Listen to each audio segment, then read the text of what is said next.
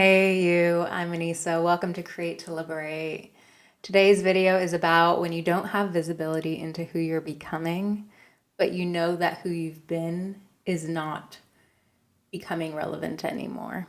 It's starting to crumble. Some parts of your identity are really starting to shift. Maybe your personality is shifting. Maybe something in your life needs to be said goodbye to. You're not really certain what's going on, but you know that your old version of self is expiring.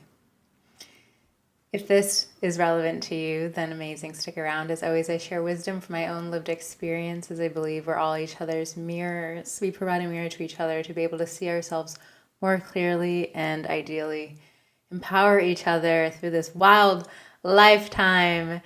And yeah, this is super relevant to me because I'm in this period of shape-shifting, and when we go through these chapters of shape-shifting, sometimes we're conscious of it and sometimes they take us by surprise. And this period for me has been pretty conscious. I think it's really powerful to know that you are not meant to stay the same in this lifetime.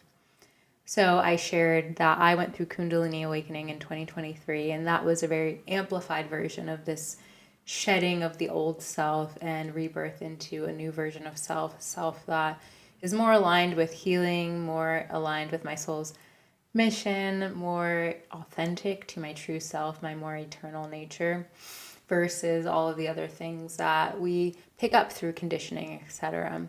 And if you haven't gone through more dramatic shifts of spiritual awakening, maybe you've still shed versions of yourself that were expired because you noticed that you and your friends were really not compatible. You realized that these environments that you surrounded yourself in were really not conducive to your well-being. And you, just by having that recognition, is showing to you that these things, these places, people, are not really supporting your health, your well-being, your feeling of expansion, your feeling of expression of self. And so even that awareness, when you start to make choices and shift away from certain people and things, then that letting go is actually returning to more of your true self. So oftentimes we feel, I have to know exactly what's ahead of me to become this manifested version of me in the future. And I definitely used to do that. One of my practices was having a vision board that was so specific, writing down all these very specific details and goals, financial particularly. I wanted to have this amount of money and be in this relationship and be planning towards this type of future. It was very planned and plotted. And we make plans and then God laughs is the common saying. And it tends to be true because there's so many variables in life. And from our visibility of now, we don't often know what's ahead and what will make us feel good in the future. So this became relevant to me, particularly in these last month and a half period. I talked about the process of shedding all of the blocks that block us from being in our heart. So energy flows from the bottom of our chakras, our root chakra, Manipura, from the earth up. It also can come top down. It also can come literally to all our chakras in different ways. But I know sometimes that there's blockages and energy moving up through me. I talk a lot about solar plexus chakra because that's my personal work in this lifetime, to really work through stuff in the ego. And I think that's many humans' issue or main, I guess, blockage to feeling more love is often we come and confront a lot of judgment, pride, a lot of resentment, things that are rooted in our identity as humans. We are, yes, humans, and we are also eternally expansive, oneness, connected to everything and everyone. We are made of energy, and there's energy in everything. And sometimes when we get a little over fixated on our identities, not that we don't have them, but when we get over fixated on them, then we don't move towards the level of compassion that we should be having for everyone, the level of love that we should be having for everyone on this planet, the level of feeling of abundance that's possible in this moment just by being alive, to be able to relish in a little bit more of the beauty that you get to be a living creature on this earth right now, and how powerful it is to be hopefully in good health, to feel vital, to feel functional, to have a level of maybe deep relationships in your life that you cherish. We have so many blocks to really sitting in the present of that richness, because sometimes we're over fixated on what we don't have, and our ego will continually remind us of what we are lacking. And the way to soften that is by having access to our heart again and letting that heart be the overpowering force. There's no opportunity to completely cut off the ego, but it can be quieted. So I want to get into a little story around why this is relevant to me, with a little more specificity, because I think it helps. And then some takeaways that I hope support you in knowing that on the other side of this shift that you're going through, on the other side of this shedding, you are going to be in more alignment with your true nature. Even if it's less cool to the outside world, it's more authentic and beautiful and just custom and bespoke to you. We didn't come onto this planet to be these cookie cutter models of other people. The most beautiful people that I know are able to embrace all of the uniqueness, all of the idiosyncrasies, all of the flawedness of who they are. And by flawed, I just mean imperfect. Beautifully imperfect. So this became relevant to me because I'm in this place of not really being able to see my way to my highest version of self. And I think it's very common that we get to these places where we want certain things in the outer world to reflect that we're on path. But more so, we have to start tuning into our heart and tuning into what makes us feel alive. So this is very much the Shakti feminine path, but really noticing what lights you up, what gives you energy back, and knowing that that's more of the truth. And knowing and seeing, oh, that's more of the truth. I had been in this dating experience of trying to force things, trying to make certain things happen with people, and I've had very little progress with forcing. What I was shown was when I feel radiant, when I feel my most beautiful expressed self, things are attracted to me. I had this experience after going on this hike, and this hike was a long one by the coast, and I was taking in the sunshine, and I was feeling like a goddess. And I drove about an hour and a half out from that hike and stopped by Trader Joe's. I love myself some Trader Joe's. Went inside, got a little salad, got a little green juice, and then was about to go on my merry way and saw this guy, and he locked eyes with me. And he had these shining blue eyes. And there's some people that I've interacted with, and it really feels like they're angels. And they don't maybe have the awareness. Maybe it's just for a glimpse. It's almost like an angel inhabits their body and connects with me in that moment. So he locked eyes with me, and there was just like whew, a very magical spark between us. And I was like, I kind of like Santa Barbara all of a sudden, because this doesn't happen very much in LA. We're kind of heads down over here, so much busyness, so much rushing around, people looking all curmudgeon-y and cool versus at ease. And Santa Barbara is just 2 hours away, but people are a little bit more relaxed and at ease.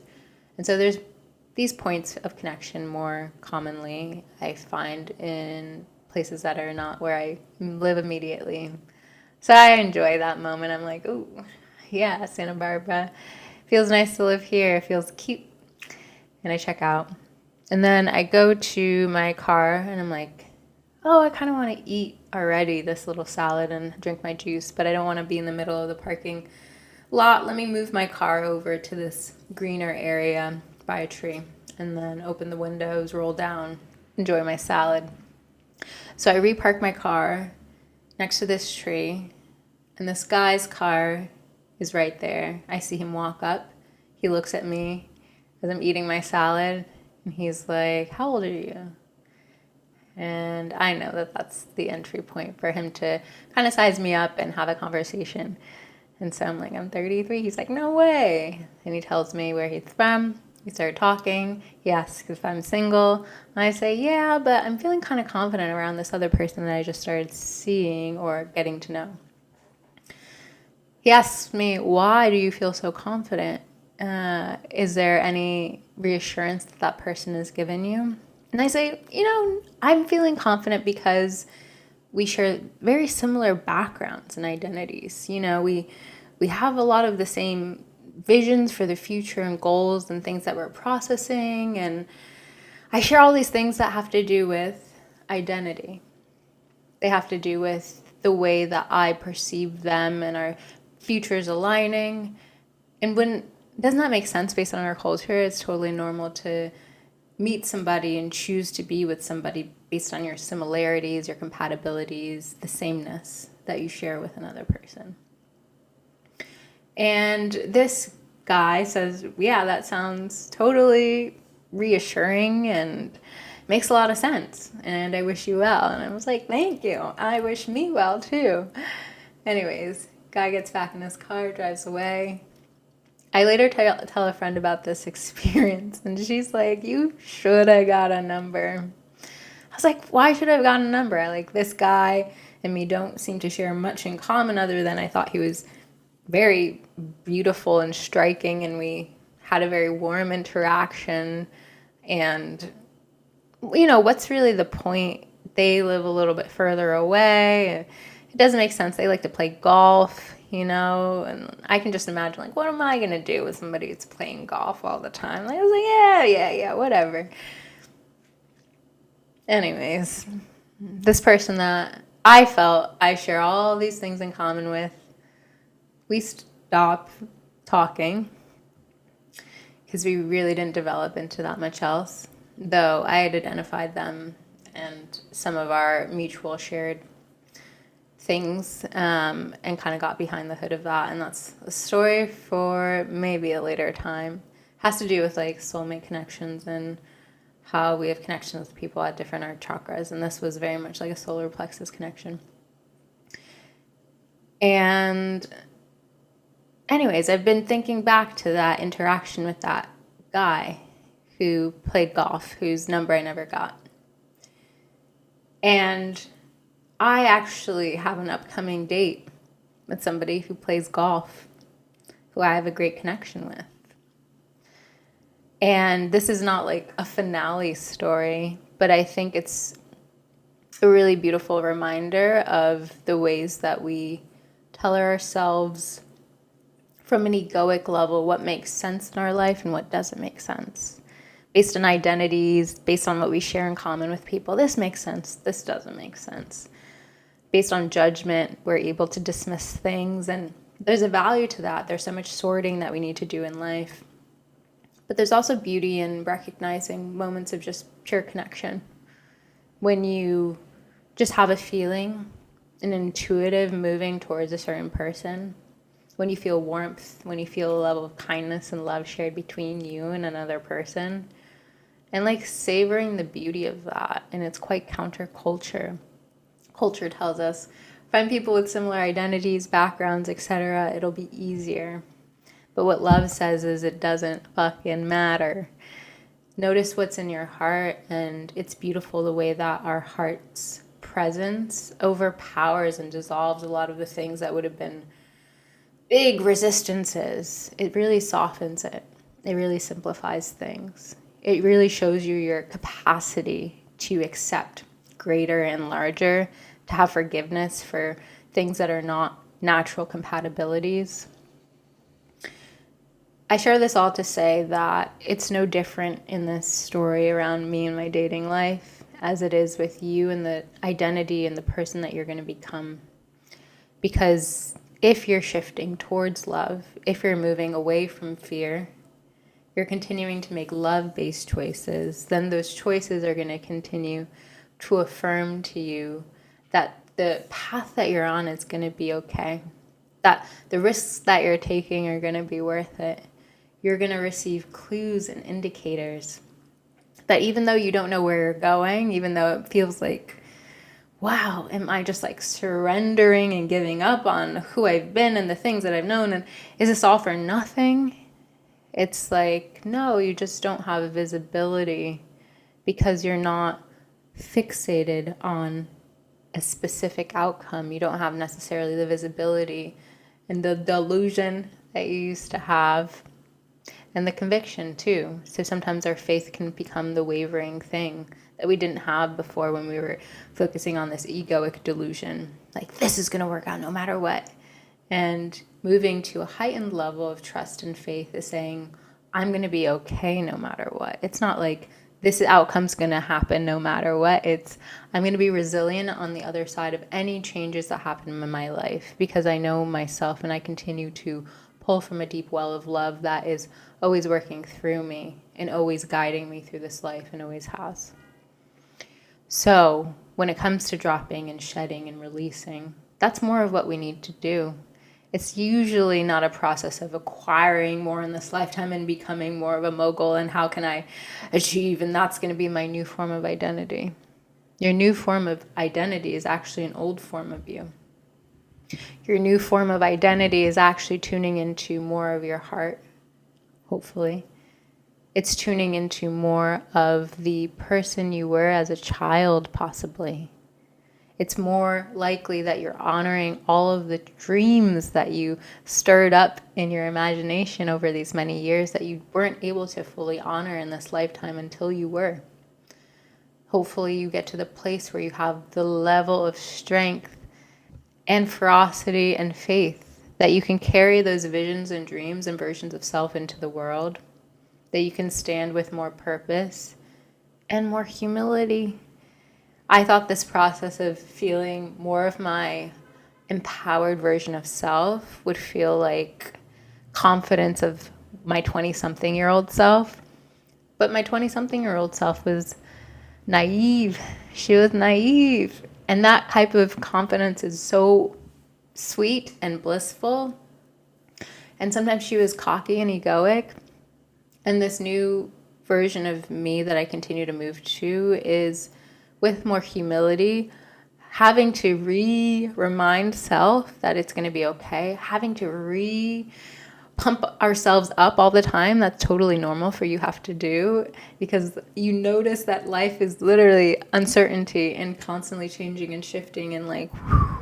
So you used to be in this linear type of operating mode, and now when you see that life is this whole mixture of swirling, that there is so much unknown, it's normal to have to wrap yourself in a blanket of security. And that security can be through your meditation practice every single morning. And really taking the time to sit, breathing deeply and grounding, imagining yourself grounded to the earth, imagining a cord from your first chakra, your root, into the earth, bringing deep energy up into the well, and all the way back to you, holding you with love to this earth, which is the source of life for us. I saw this little meme that was on Instagram. It's like wild how all of our ability to survive depends upon 6 layers of topsoil. If you think about it, if there's no nutritional value in all the topsoil, we don't have nutrients. We start to diminish as a species, and we're kind of moving towards that, unfortunately. But if there was none of this topsoil, if we didn't have agriculture and farming, we wouldn't have food, and we would die. I mean, we'd have the ocean, which is becoming increasingly polluted with, yeah. Anyways, you get the point. We are so dependent on Mother Earth. This is our source of energy. So how come you focus on channeling more of your energy and grounding just by connecting with the earth in the morning and doing a grounding meditation? I have a number that are here on YouTube. Definitely check them out. But there are so many others that are amazing as well. Taking that time to reaffirm to yourself and end the waveringness by providing self more security. There's less of a need to force a faith, but there is a need to anchor into more of our trust in the earth, trust in our grounding, trust in our ability to take thoughtful action step by step as we move through the world. It might be affirmations for you, telling yourself things that are reassuring, looking lovingly into the mirror, and speaking to yourself, making eye contact with yourself, and just sharing some love daily. It might also be the process of getting reassurance from people. Maybe it's a counselor, a licensed professional, maybe it's friends that you feel really deeply close with. Whoever it is for you, maybe it's family, and saying, hey, I could use some support, and welcoming people into your life when you're having those times of uncertainty. Maybe there's something else that affirms to you a sense of things are going to be okay, even if all of these jobs, this relationship, this other thing falls apart. I'm held. And I love to go into nature to get that affirmation hugely as a daily practice.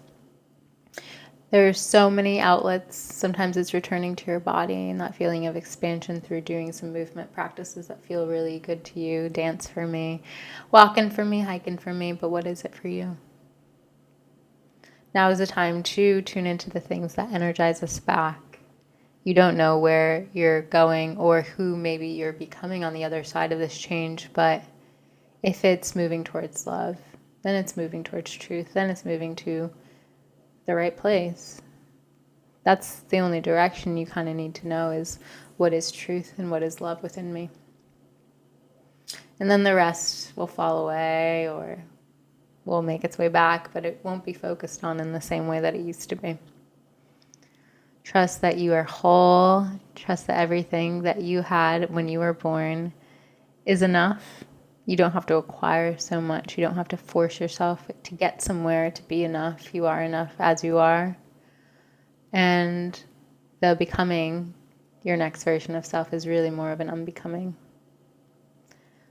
So if you enjoyed this as a podcast and you're listening on audio, leave a little review, send some love, give a rating. If you're watching on YouTube, hit the like button and subscribe to this channel to stay in the loop. I'm sending you so much love in the days ahead, and I appreciate you being here.